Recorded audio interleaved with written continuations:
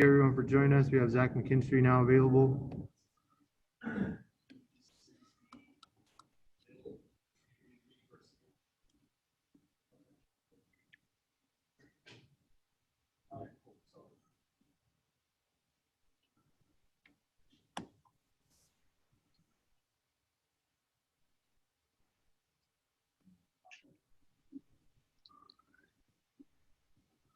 First question's from Alana. Go ahead.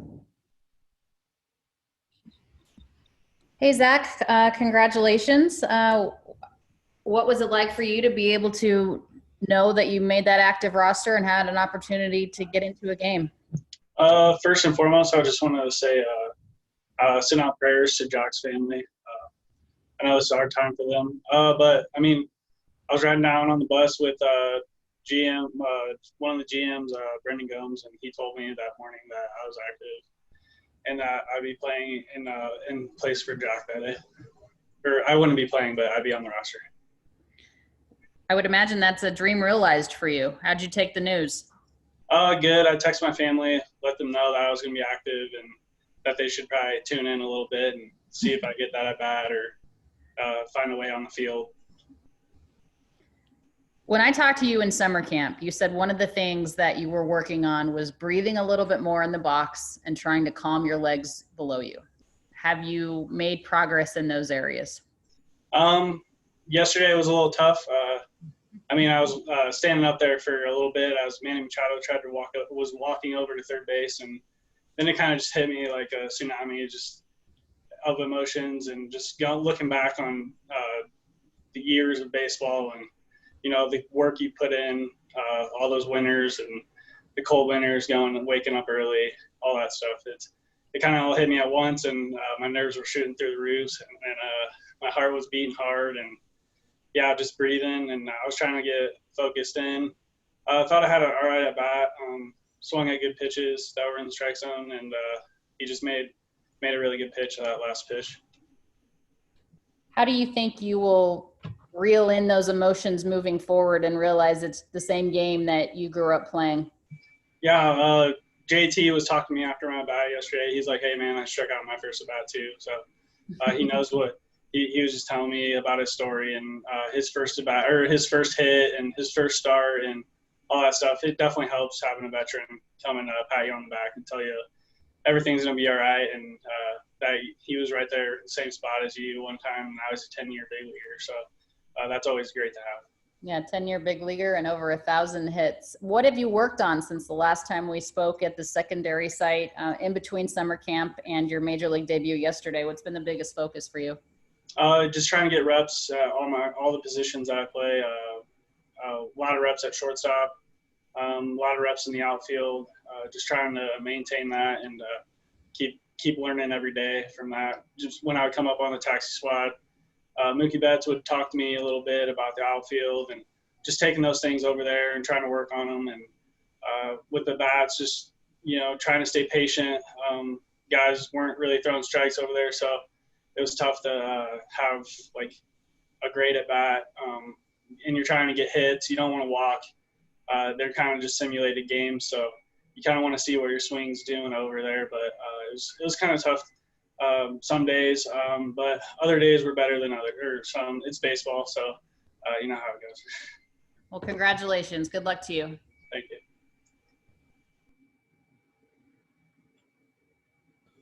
Go ahead, Ron.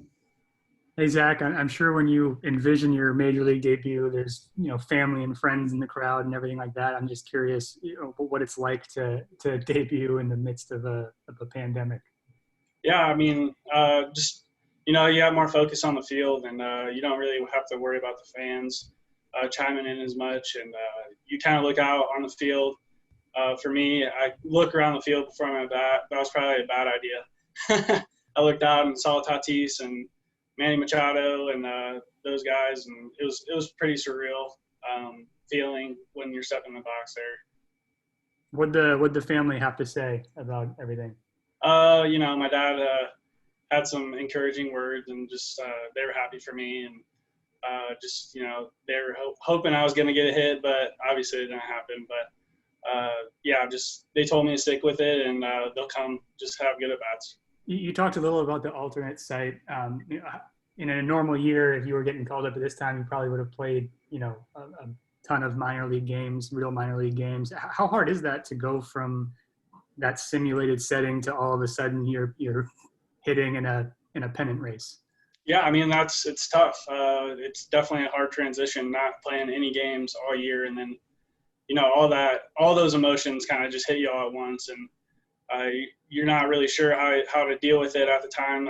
You have your breathing stuff you go through, and for me, and then just trying to pick up a spot on my bat and just tell myself, hey, like, you've been here before, you've had a 2-2 count, like, just kind of stick with it and see a good pitch and try to drive it through the middle of the field. And but yeah, I mean, that's all you can tell yourself, and just hope that the stuff you've been doing, the progress you've been doing, working on over there, just kind of relates into the games here.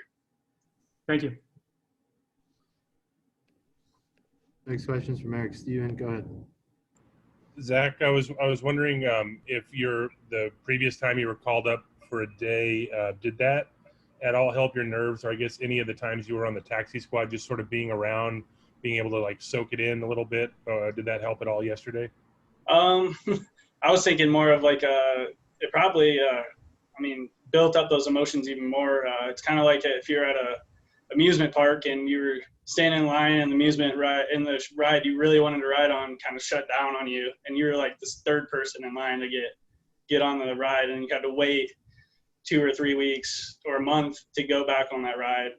So I mean, if you can relate to that, that's probably one of my best, like the best way I could probably relate it to. Thanks. Yeah. Next question's from Jack Harris. Go ahead.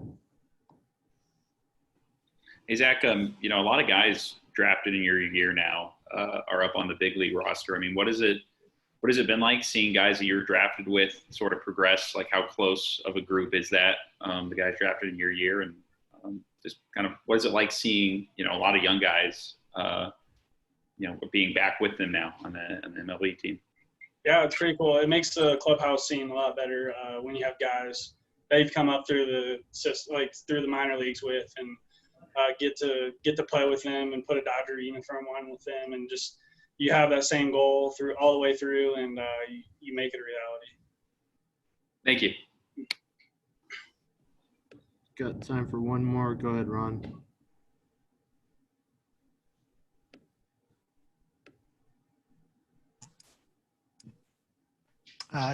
Zach, first and foremost, congratulations. There's been a lot of people pulling for you along your journey.